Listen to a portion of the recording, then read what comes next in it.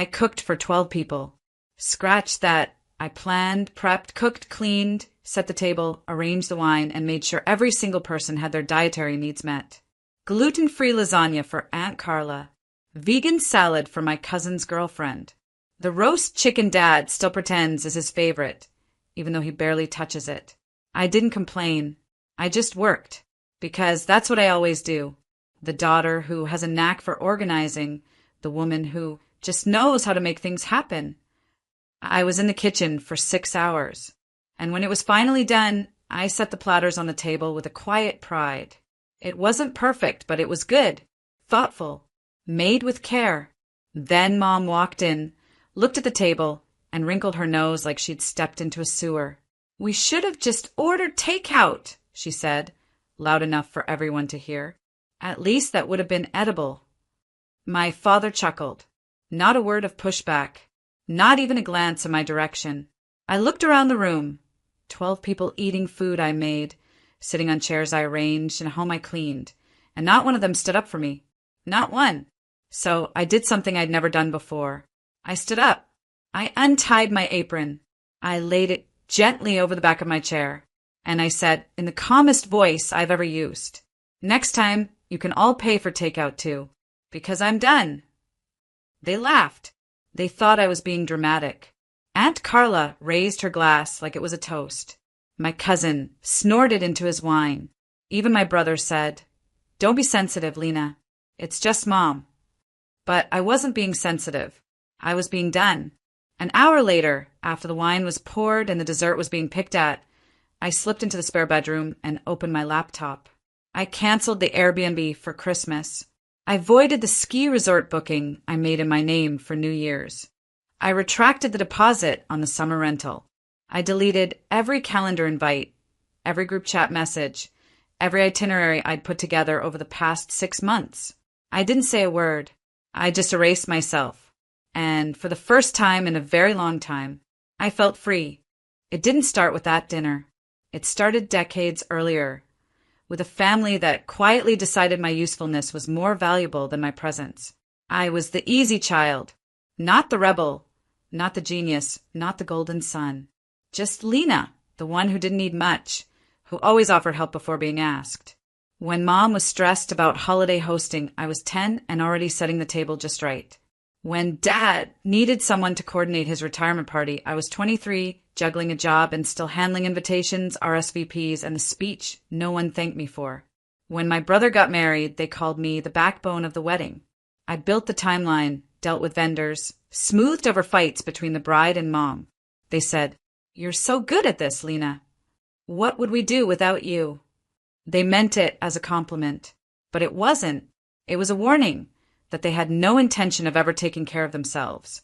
Or me. I didn't realize the weight I carried until my 34th birthday. Not a major milestone, not one people usually make a fuss over.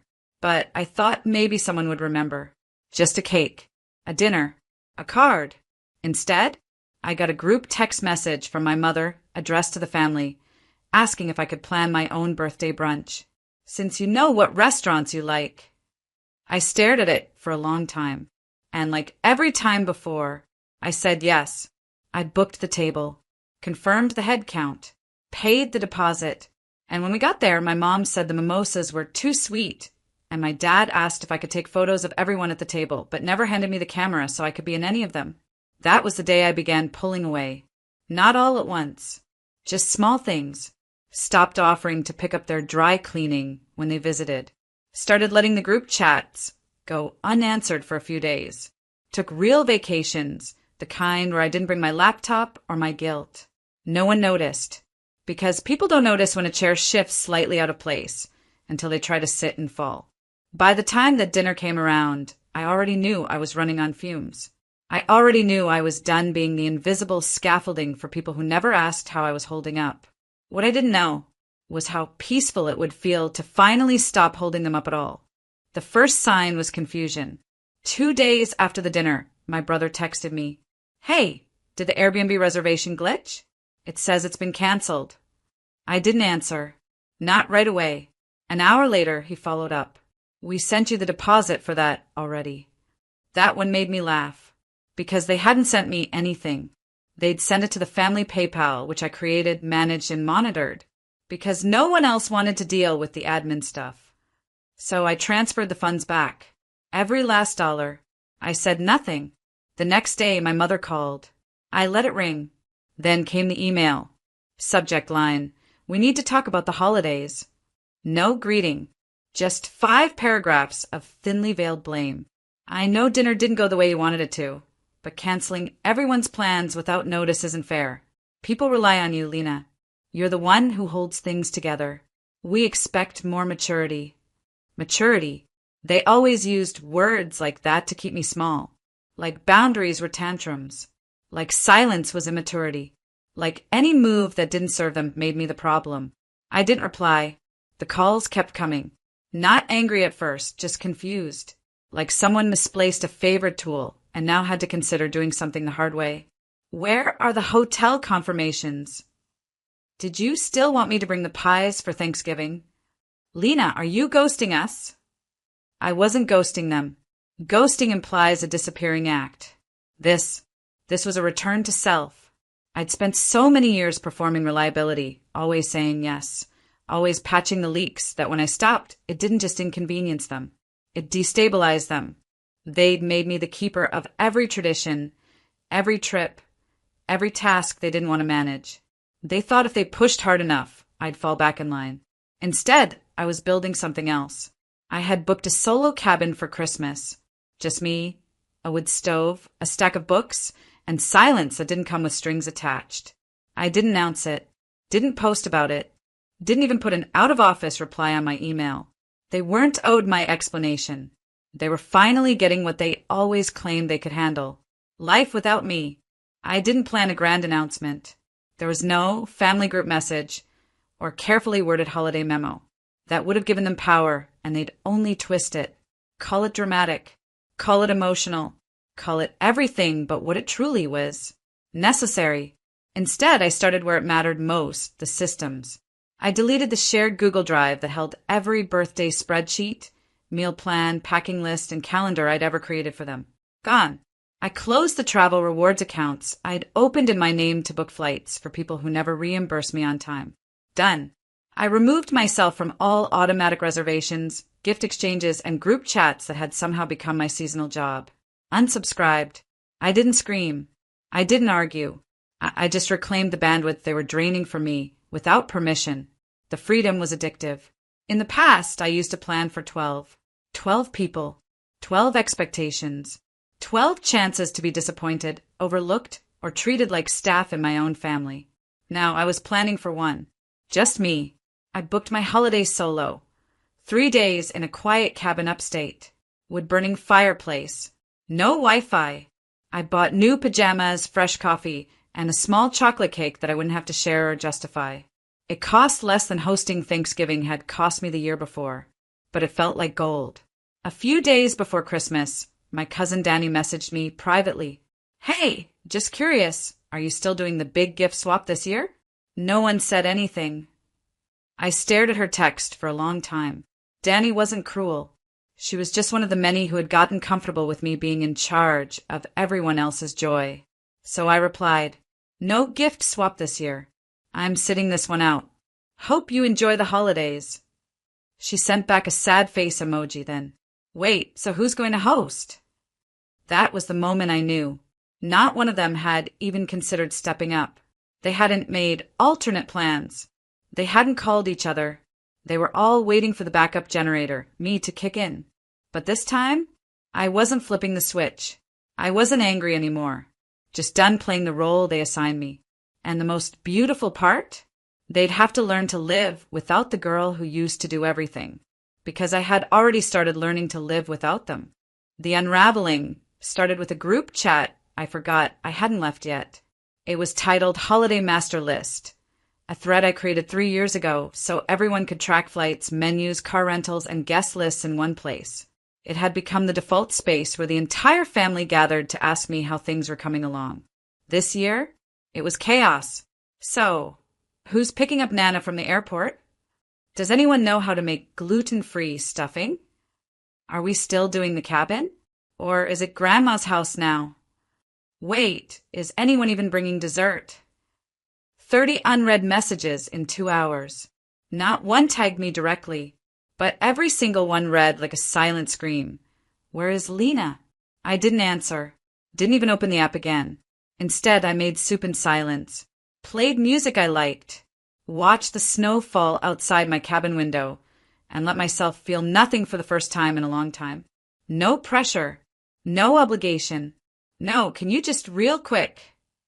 They were finally experiencing what I had been warning them about for years. That when you treat someone's labor like a guarantee, you forget it's a choice. And I had finally made mine. On Christmas Day, I got a single email from my mother. The subject line said, "So this is how you want to be?" The body of the email? Empty. I laughed out loud. Closed it. Archived it. No response. A few hours later, my cousin Danny posted a photo on social media. It was a dining table, poorly set, slumped paper plates, one foil tray of stuffing, and a mismatched set of serving spoons. No centerpiece. No candles. No order. The caption read, "This year's Thanksgiving-style Christmas was a bit improvised, still grateful, though." The comment said it all. Wait, where's the usual spread? Did Lena not host this year? Looks like y'all missed your MVP. That one. That last one? I screenshotted it. Not to gloat. To remember. Because the truth is, I had always wondered if I was imagining it, the weight I carried, the work I did, the roles I was quietly assigned and never thanked for. But I wasn't imagining it. And I wasn't invisible. I was just used. Until I stopped letting them. And now, they were learning. Not through lectures. Not through revenge. But through a silence so unfamiliar it echoed. And I was learning too, that the world doesn't end when you stop over-functioning for people who never ask how you're doing. It just starts to get really quiet. And then it starts to feel like peace. By New Year's Eve, the text shifted tone. Gone was the passive sarcasm. Gone were the just checking in excuses. What came next was pure panic. My brother, who once joked that I had nothing better to do than organize everyone's lives, sent me a long message. "Hey, can we talk? I think we all kind of screwed up. I didn't realize how much stuff you handled until nobody else knew what was going on. People are fighting. Mom's upset. I think she thought you'd come around." I read it twice. Then I muted the thread. Because he was right, they didn't realize. Not because they weren't capable, but because they were never forced to be. They let me carry the weight because it was easier.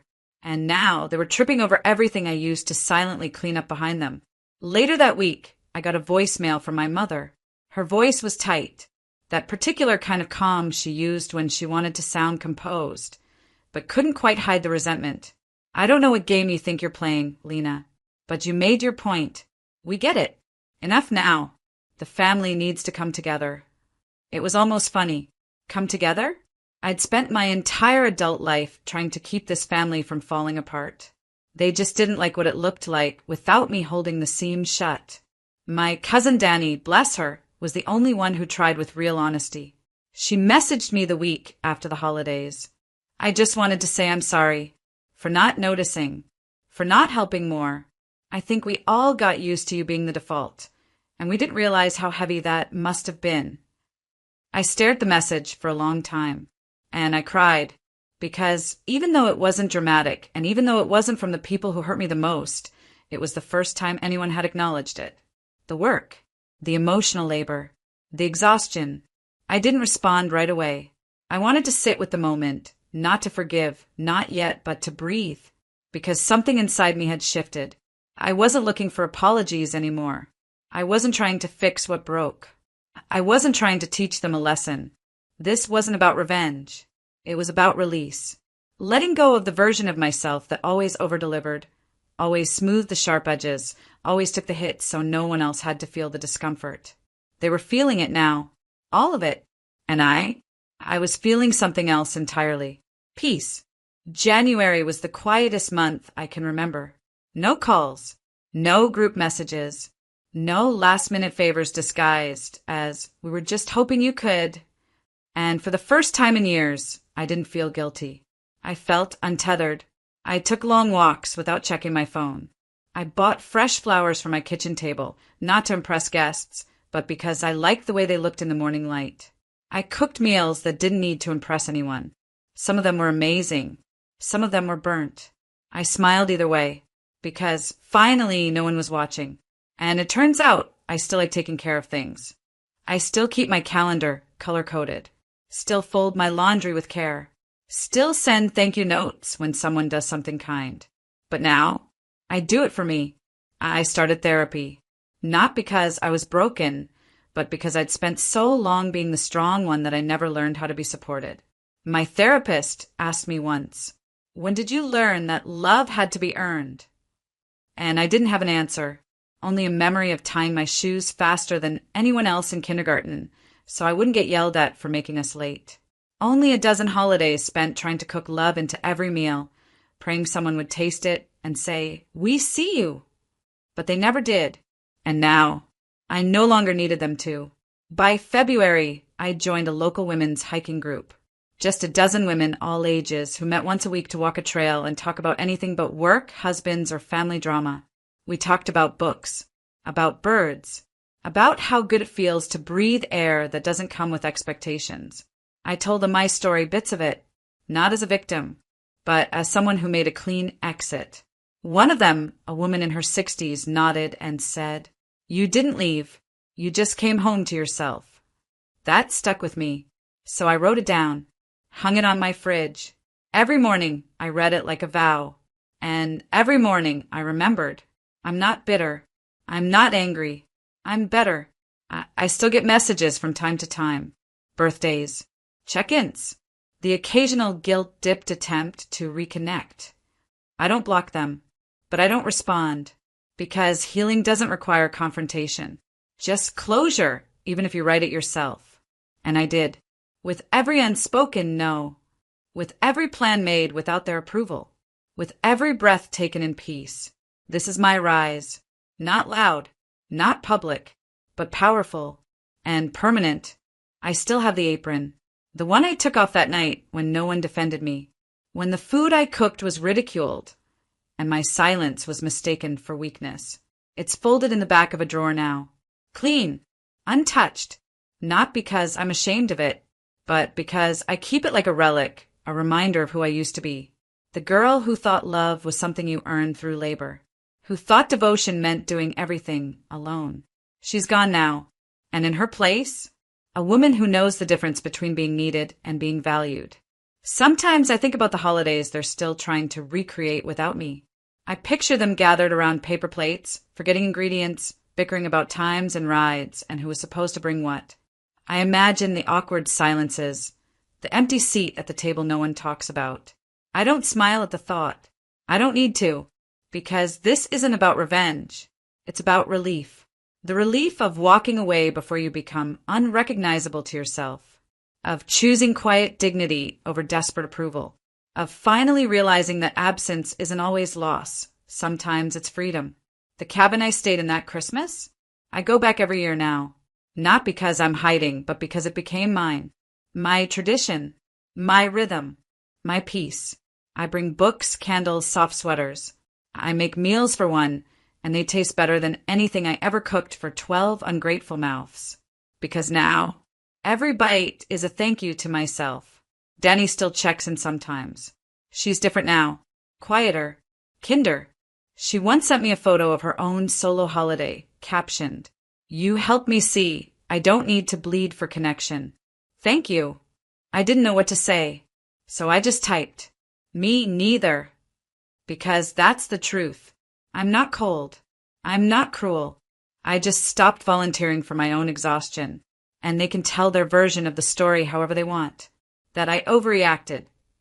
That I isolated myself. That I cut everyone off. Let them, because I'll tell mine too. And mine ends with a woman sitting by a window, sipping tea, listening to the wind move through trees, not because she's alone, but because she chose to be. And that's the loudest love I've ever given myself.